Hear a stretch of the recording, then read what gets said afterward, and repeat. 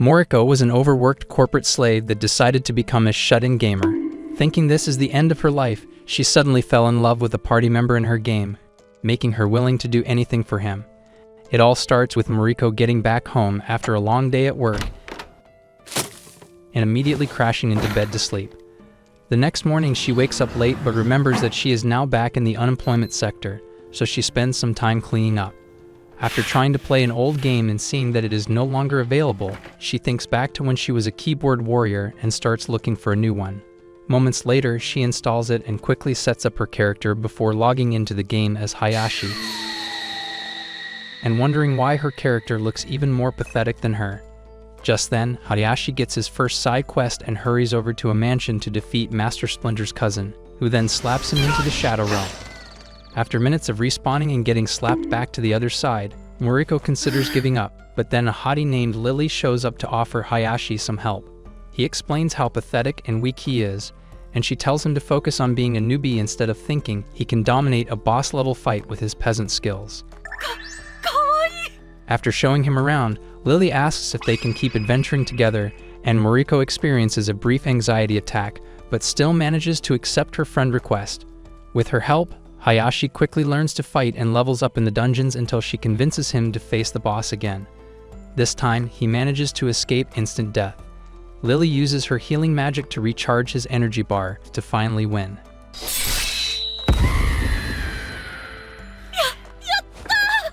A sword for the takedown, Lily suggests searching for a treasure chest, and he luckily finds one with gold coins and bracelets. After she shows him a similar bracelet on her wrist, he equips both of them and says he will never take them off so they can match each other forever. Days later, he finds a quest in the ocean and gets Lily to join in, while Moriko, who has emptied her bank accounts to upgrade her setup, keeps losing her touch with reality.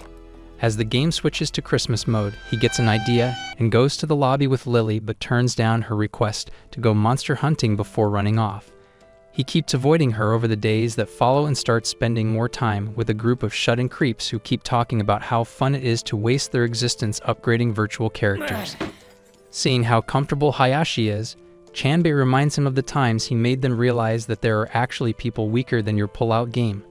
Hayashi thanks him for all the help and training, and they toast to his growth. Just then, Esmeralda notices Lily sitting all alone, so he goes over to ask her why. She explains how Hayashi has been giving her the cold shoulder lately. Afterwards, Esmeralda pulls Chanbei aside to tell him that he has to fix it as the leader of their party.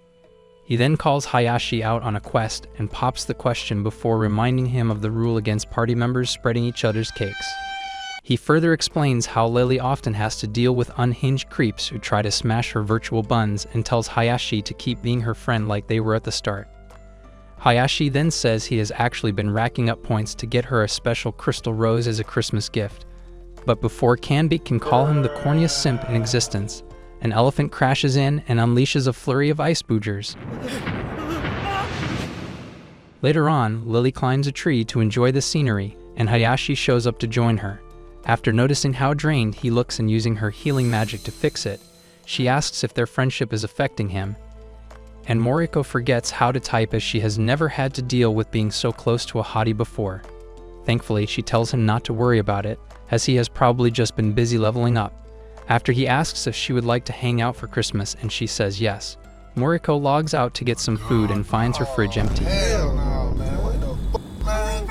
At the grocery store moments later, her social anxiety skyrockets, so she quickly fills up her basket and joins the checkout line. Just then, she sees the last piece of chicken on sale, and her belly starts playing a special kind of jingle bells. At the same time, another shopper named Yuta spots a point card for the game in her basket and gets curious. The next moment, they both ask for the same chicken, and Moriko almost gets a heart attack, but after hearing the Super Bowl performance in her belly, Yuta tells her to take it, and she immediately runs out. Later on, she logs in to wait for Lily, who eventually shows up and gives him a special die as his Christmas gift.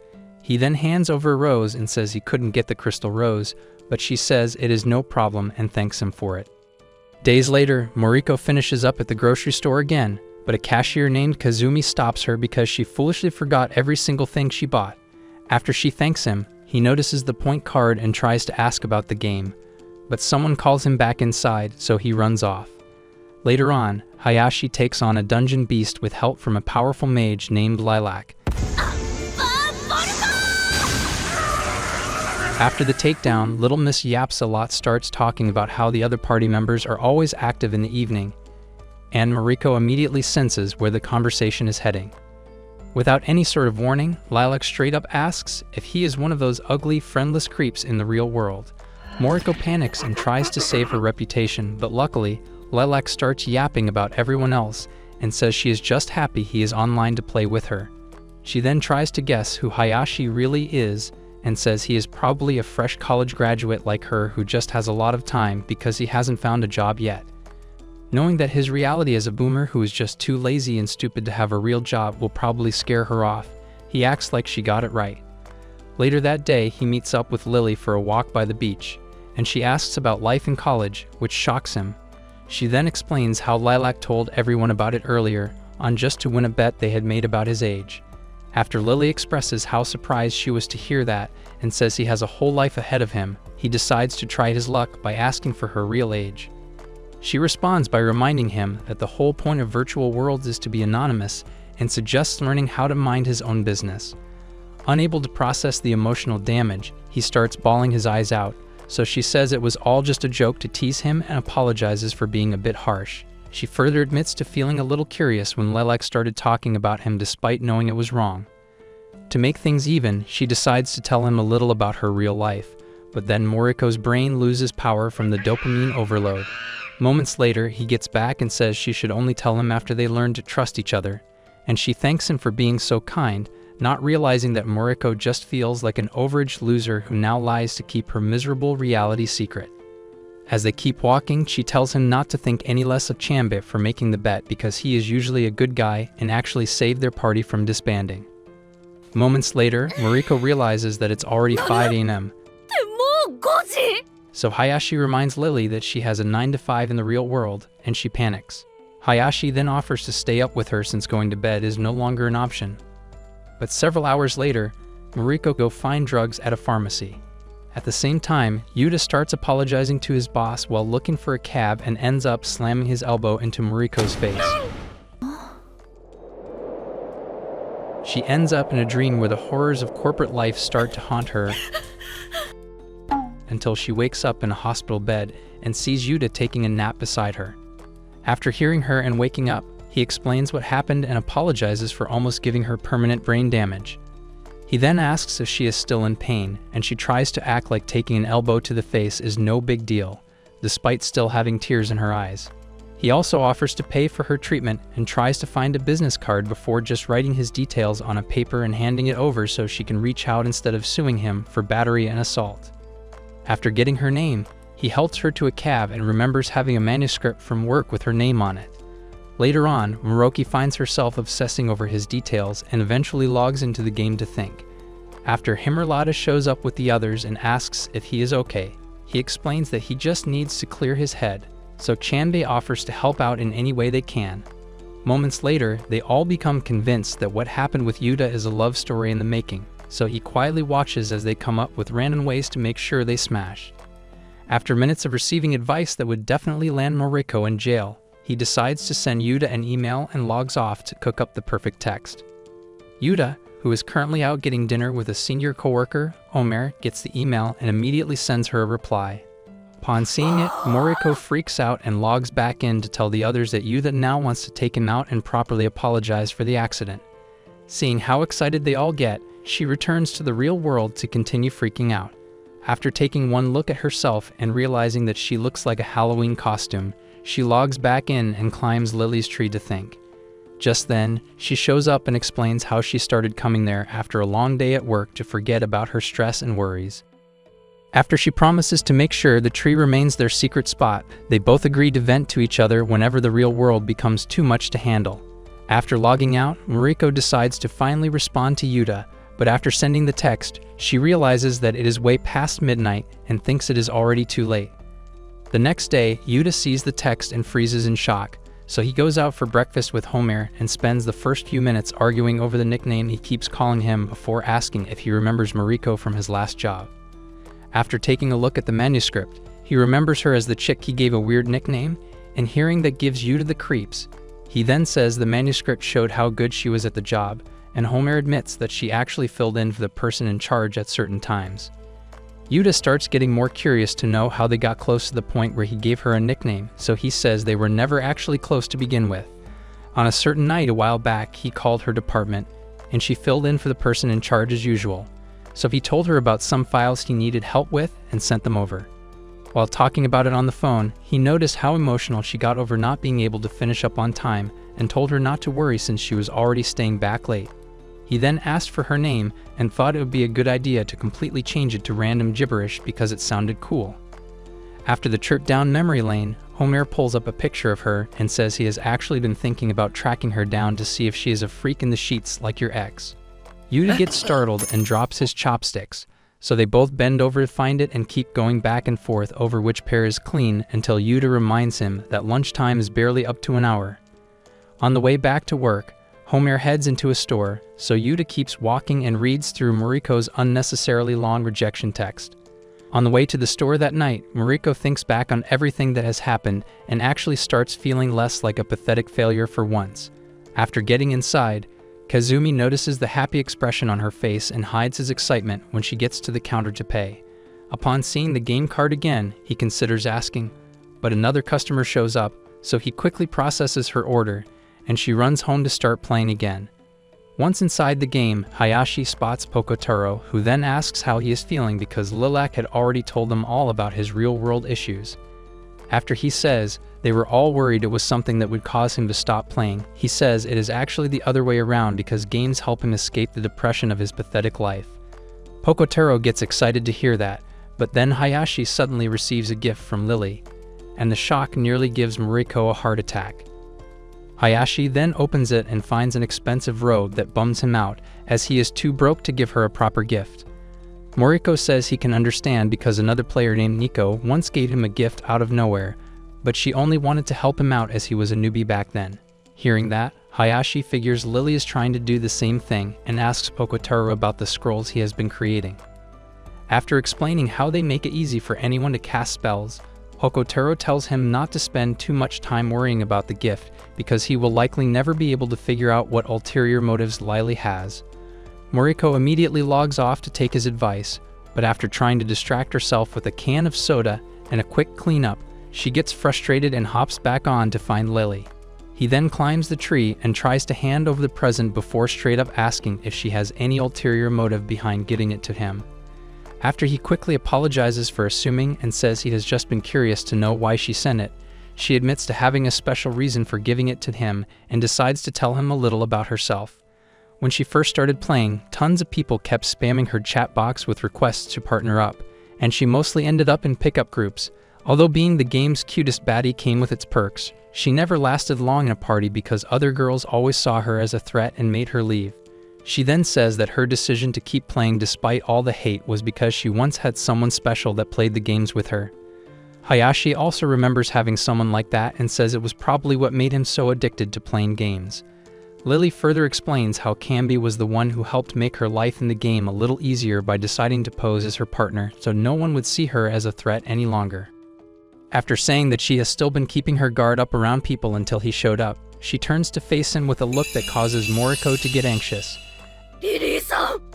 After she asks if he will be her official partner and explains how peaceful she feels whenever they go on missions together, Moriko takes a break to dry hump her pillow as the love hormones begin to spiral out of control. Several minutes after trying to calm herself down, she hops back on with the robe and accepts Lily's request while Chanbei and the others watch and express how happy they are to finally see Lily with a partner. The next day, Moriko looks through the recent loot boxes and realizes that she will have to dip into the life savings keeping her from becoming homeless just to afford the items. A quick memory of Lily's face wipes every atom of sense left in her empty skull, so she decides to go all out. Meanwhile, a gamer chick named Nano talks to herself about Hayasho becoming Lily's official partner and wonders if Chanbei is really okay with it. At the store moments later, Yashiro calls Kazumi to tell him that someone else will fill in at work on the day he plans on taking an interview. She then tries to wish him luck, but remembers that he will likely quit if it goes well, so she takes it back. After saying she is only joking, She reminds him to take off the e-money maintenance sign in a few minutes, and says she forgot to tell him earlier because Mariko is the only one that buys it apart from him. Just then, she walks into the store and grabs her usual drink before seeing a mushroom and convincing herself that it looks similar to Lily. After losing her senses for a minute, she finishes up and tries to pay, but then Kazumi tells her about the maintenance and suggests waiting a couple of minutes as it will be done soon. She agrees and tries to wait for it, but he quickly gets bored of the awkward silence and asks if she is trying to get stuff from the loot boxes. Seeing the shocked look on her face, he explains that he is also a player and keeps rambling on about the game until a customer slams the table to remind him that they are in the real world. She immediately starts heading out, so Kazumi tells her to stop by again soon, causing her to freak out on the way home. Later on, she logs into the game to talk with Chanbei about the loot boxes before spotting Lilac. Little Miss yaps a lot, then reveals her new look, and Mariko goes nuts as she already knows that such an outfit costs a small fortune. Chanbei, on the other hand, asks if she spent her college tuition just to look good in a game. She starts yelling in his face, but he stands on business and says there is a difference between having fun and just being a stupid, attention-seeking hoe. Emotional, damn it! After Pokotaro also logs in and almost absorbs Lilac, Hayashi expresses his strong desire to win the lot prize by getting as many loot boxes as possible. They all immediately get shocked and say that making such a statement while playing might lead to a curse that will terminate all his chances of winning. As he breaks down in regret, Lilac apologizes and says they were only messing with him before Lily shows up, excited to get the loot boxes with him. Moments later, Moriko charges up with the point card, and Hayashi uses it for the first loot box, but it turns out to be regular old healing potions. Despite starting off as an epic failure, they all convince him to keep trying, so he cheers up and Lilac starts paying close attention to him. After what feels like eons of trial and error, Hayashi's luck starts getting better, and he eventually gets 2 first prizes. Lily also gets a bunch of top prizes, and Pokotaro asks what she would have done if it went bad, so she reminds him that while they are limited by their minimum wage 9 to 5, she can easily pay for whatever she wants. Lilac then says she plans on getting darker colors for her outfits, and Hayashi tries to glaze again, but Chanbei takes over and says it's a good idea because wearing flashy colors is a waste on a character as ugly as hers. On their next party hunt, Pokotaro scolds Chanbei for always roasting Lilac because she has now decided to dump the outfit she spent so much money on. All the nagging causes Chanbei to realize that it is actually Himeralda playing Pokotaro's character, as they are married in the real world. But he tells Chanbei to forget about that and focus on speaking to Lilac a little better. Hayashi and Lily, who have just noticed, then ask Lilac why she changed outfits. She claims the one she spent money on just wasn't really her style. Later on, Yuta goes out for lunch with Homer and still tries to figure out why Moriko refused to go out with him. Homer then calls him a creepy stalker because, apart from obsessing over the possibility of getting a text back and running simulations in his mind to figure out what he did wrong, he has also been stopping by at the store, hoping to run into her. After dark, Homer then tracks down the store closest to where he bumped into Moriko and meets Kazumi, who is still on his shift. After walking around like a desperate PDF, he eventually buys something and gets to the exit at the same time Moriko shows up with her mommy milkers. Her homeless appearance makes it hard to tell it's her, and he almost leaves, but a gut feeling causes him to head back in and talk to her. She initially gets freaked out but keeps responding until she says something that reminds him of her voice back when she was still a half-decent adult. He then calls her by her name and explains the phone call from that night until she remembers and gets excited to see him. That excitement wears off when he asks what she has been up to, but she musters the courage to say that she has been slumming it out as a hipster after quitting her job.